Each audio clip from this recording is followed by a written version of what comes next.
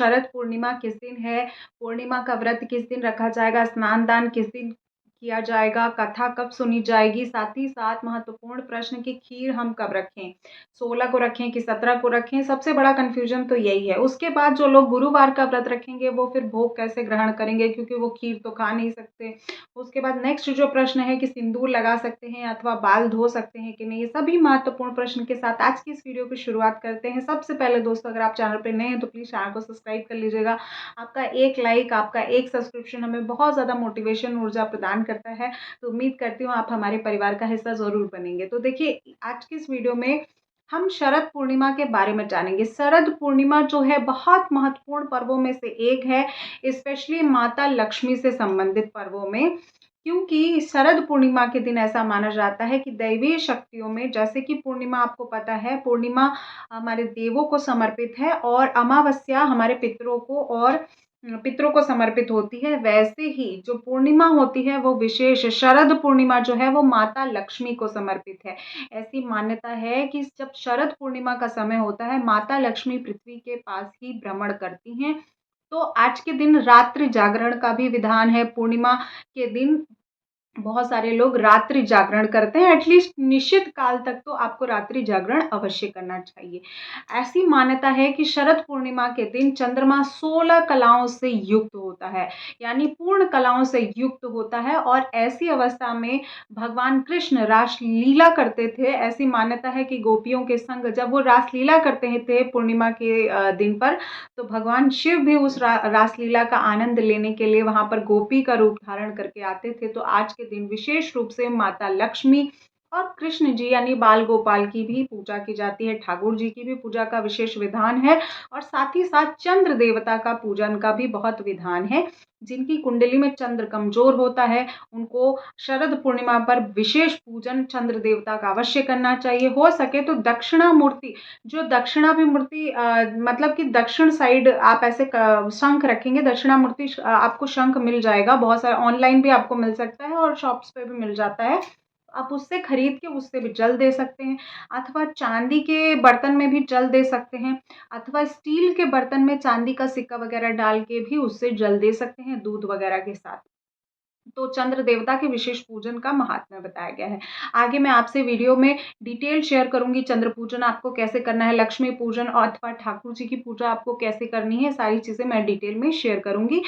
तो आप समझते हैं कि जो चंद्र पूजन या खीर जो आप बनाएंगे वो आप कब करेंगे। देखिए, 16 अक्टूबर को यानी कि दिन बुधवार को आपको ये पूजा करनी है। खीर बना के आपको उसी दिन रखना है। उस दिन अभी मैं आपसे तिथि भी शेयर कर रही हूँ। देखिए, 16 अक्टूबर को रात्रि को 8:41 के बाद पूर्णिमा तिथि लग जाएगी, शरद पूर्णिमा लग जाएगी। तो उस समय आप चाहें तो खीर बना के रख सकते हैं, और साथ ही साथ जो जो लोग चंद्र पूजन करना चाहते हैं वो लोग कर सकते हैं। ठीक है, तो 16 तारीख को आपको कर लेना है। उसके बाद देखिए, नेक्स्ट प्रश्न ले लेती हूँ। जो जो बहनें मेरी गुरुवार का व्रत करती हैं वो कैसे करेंगे। तो देखिए, गुरुवार का जो लोग व्रत कर रहे हैं उनको दही ले लीजिए अथवा दूध ले लीजिए। दही और दूध को आपको क्या करना है, आपको चीनी डाल के ढक के रख देना है। बाकी लोगों को आप खीर दे दीजिएगा, लेकिन आप क्या खाएंगी, आप जो है दही खा लीजिएगा। ठीक है, आपका व्रत भी खंडित नहीं होगा, और आपका गुरुवार का भी व्रत हो जाएगा, आपका पूर्णिमा का भी व्रत हो जाएगा, और साथ ही साथ आपको जो फल मिलता है अमृत वर्षा का वो भी आपको मिल जाएगा। तो आप देख लीजिएगा, इस तरह से भी आप कर सकते हैं। दूध चीनी डाल के रख सकते हैं, या तो आप दही चीनी डाल के आप रख सकते हैं। जैसी आपकी इच्छा हो वैसी आप कर सकते हैं। ठीक है, उसके बाद नेक्स्ट जो प्रश्न आता है कि बाल धोएं या नहीं धोएं। तो देखिए, पूर्णिमा तिथि पर कोई वैधता नहीं है, आप बाल धो सकते हैं।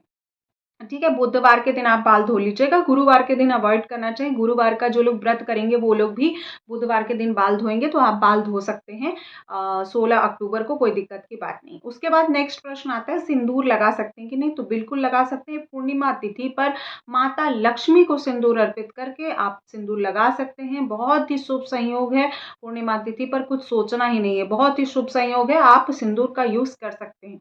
इसी पूर्णिमा पे नहीं, आप किसी भी पूर्णिमा पर सिंदूर का प्रयोग लोग कर सकते हैं। और अमावस्या पर भी वैसी कोई बाध्यता नहीं, अमावस्या तिथि पर भी सिंदूर लगाया जाता है। जो आप वट सावित्री, कई व्रत ऐसे हैं जो सुहाग के व्रत हैं, अमावस्या को ही रखा जाता है तो सिंदूर लगाते हैं। अब देखिए, आप कार्तिक मास की अमावस्या आएगी, वो तो महापर्व है, महालक्ष्मी का पर्व है, उस दिन भी सिंदूर लगाया जाएगा क्योंकि उस दिन दीपावली का पर्व है। तो ऐसी कोई दिक्कत नहीं है, आप सिंदूर लगा सकते हैं। नेक्स्ट जो मैं बात करूंगी वो ये बात करूंगी कि व्रत हमें किस दिन रखना है। देखिए, उदया तिथि में 16 अक्टूबर को पूर्णिमा की तिथि नहीं है, इसीलिए जो लोग सत्यनारायण भगवान की कथा सुनना चाहते हैं, जो लोग व्रत रखेंगे, वो उदया तिथि वाले दिन यानी कि 17 अक्टूबर को रखेंगे, यानी कि दिन गुरुवार के दिन आप पूर्णिमा का व्रत, शरद पूर्णिमा का व्रत आप रखेंगे। ठीक है। अब कुछ लोगों का प्रश्न ये था कि हम शरद पूर्णिमा से पूर्णिमा का व्रत उठा सकते हैं कि नहीं, तो आप मत उठाइए। कार्तिक मास की पूर्णिमा आएगी, आप उससे अपना व्रत उठा लीजिएगा, क्योंकि कार्तिक मास जो होता है वो भगवान विष्णु को अत्यधिक प्रिय है। कार्तिक मास से संबंधित महत्वपूर्ण नियम, कार्तिक मास में तुलसी पूजा कैसे करनी है, ठाकुर जी की पूजा कैसे करनी है, क्या व्रत लेना है, क्या संकल्प करना है, इससे रिलेटेड डिटेल वीडियो मैं आपसे आने वाले समय पर शेयर करूंगी। आप हमारे चैनल को सब्सक्राइब कर लीजिएगा, बेल आइकन को प्रेस कर लीजिएगा ताकि हमारे आने वाली सभी वीडियो की नोटिफिकेशन आप तक पहुंच सके। तो इस तरह से आपको पूजा करनी है। उसके बाद नेक्स्ट हम बात कर लेते हैं कि हमें सत्यनारायण भगवान की कथा हमें कब करनी है। तो 17 तारीख को दिन गुरुवार को ही आप व्रत भी करेंगे पूर्णिमा का, क्योंकि उदया तिथि में उसी दिन रहेगा। नेक्स्ट जो है, आप पूजा भी उसी दिन करेंगे, कथा भी आप उसी दिन सुनेंगे। अब बात करते हैं लक्ष्मी पूजन की। देखिए, लक्ष्मी पूजन जो होती है वो निश्चितकालीन पूजा होती है, रात्रि पूजन होती है। जो भी देवी से संबंधित पूजा होती है, मैक्सिमम जो लक्ष्मी जी के संबंधित पूजा होती है, नवरात्रि पूजन होती है, आप देखिए रात्रि में ही किया जाता है। ठीक है। उसके बाद तीज की पूजा होती है, वो भी प्रदोष काल के बाद रात्रि में ही की जाती है। तो इस तरह से करवा चौथ की पूजा है वो रात्रि में की जाती है। तो रात्रि में ही जो महालक्ष्मी पूजन किया जाता है वो किया जाता है। जब चंद्रमा 16 कलाओं से युक्त हो, ऐसी अवस्था में माता लक्ष्मी की पूजा की जाती है। तो मैं आपसे यही शेयर करूंगी, जो कोजागिर पूजा करेंगे, वो लोक्खी पूजा करेंगे, बहुत से लोग लोक्खी बोलते हैं, लोक्खी पूजा करेंगे, शरद पूर्णिमा की आप पूजा करेंगे, वो रात्रि में लक्ष्मी माँ की जो पूजा करना चाहते हैं वो रात्रि में ही करें, 16 अक्टूबर को ही करें।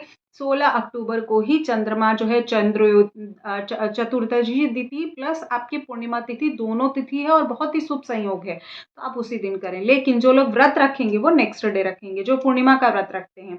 और जो कोजागिरी लोक्खी पूजा करेंगे उनको, आपको जिनको व्रत रखना है वो आप जो लक्ष्मी माँ की पूजा के लिए दिन भर व्रत रखते हैं और रात्रि में पूजन के बाद ही भोग ग्रहण करते हैं, तो वो लोग नेक्स्ट डे कर सकते हैं। नेक्स्ट डे यानी कि 16 तारीख को ही व्रत रखेंगे, 16 तारीख को ही पूजा करेंगे, रात्रि में वो भोजन कर लेंगे। ठीक है। और जो रात्रि भर और जो खीर रखेंगे आप, वो नेक्स्ट डे सुबह ब्रह्म मुहूर्त में खाया जाता है। तो आप देख लीजिएगा, 17 तारीख को अक्टूबर को अगर आप गुरुवार का व्रत नहीं रहते हैं तो आप खीर खा लीजिएगा, और अगर गुरुवार का आप व्रत रहते हैं तो आप इस तरह से कीजिएगा। शरद पूर्णिमा का आप व्रत रखते हैं तो शरद पूर्णिमा का अगर आप व्रत कर रहे हैं तो आप तो मीठा भोजन खा सकते हैं, तो संध्या काल में आप मीठा भोजन खा लीजिएगा।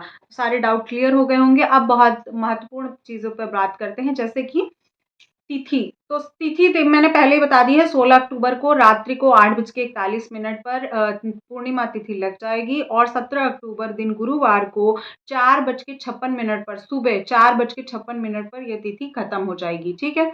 उसके बाद जो मैं आपसे पूजन का, सुबह के पूजन का मुहूर्त शेयर कर रही हूँ। स्नान दान जो मौन रहकर दान करते हैं पूर्णिमा पर, उनके लिए शेयर कर रही हूँ। सुबह 5:08 से 6:23 तक मुहूर्त है। नेक्स्ट जो संध्या काल की पूजा करते हैं पूर्णिमा पर, वो चंद्रोदय के बाद, चंद्रोदय का समय भी यही रहेगा 5:49 पर, तो चंद्र देवता की पूजा आप कर सकते हैं 5:49 से 7:05 तक। उसके बाद अभिजीत मुहूर्त आप नोट कर लीजिए। अभिजीत मुहूर्त में भी बहुत से लोग पूर्णिमा की पूजा करते हैं। इस बार पूर्णिमा की तिथि अभिजीत मुहूर्त में नहीं पड़ रही है, तो मैं चतुर्दशी का अभिजीत मुहूर्त ही शेयर कर रही हूँ। आप इसमें अगर आप कार्य करना चाहें तो कर सकते हैं।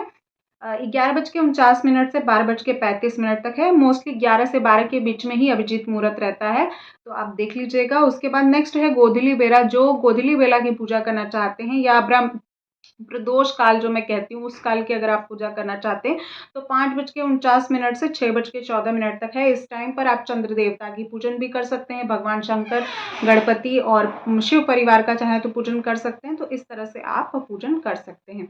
तो आई होप आपके सभी डाउट क्लियर हो गए होंगे, सभी समस्या समाधान हो गया होगा। व्रत किस दिन करना है, स्नान दान किस दिन करना है, मौन व्रत किस दिन करना है, लक्ष्मी पूजन के लिए व्रत किस दिन करना है, सारे डाउट क्लियर हो गए होंगे।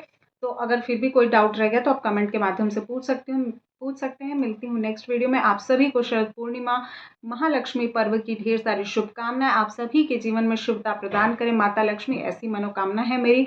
मिलती हूँ नेक्स्ट वीडियो में। अगर आप पहली बार चैनल पर विजिट कर रहे हैं तो फिर से कह रही हूँ, आप चैनल को सब्सक्राइब कर लीजिएगा। वीडियो कहीं पर भी किसी भी रीजन पर पसंद आए तो लाइक शेयर जरूर कीजिएगा। मिलती हूँ नेक्स्ट वीडियो में। जय माँ लक्ष्मी।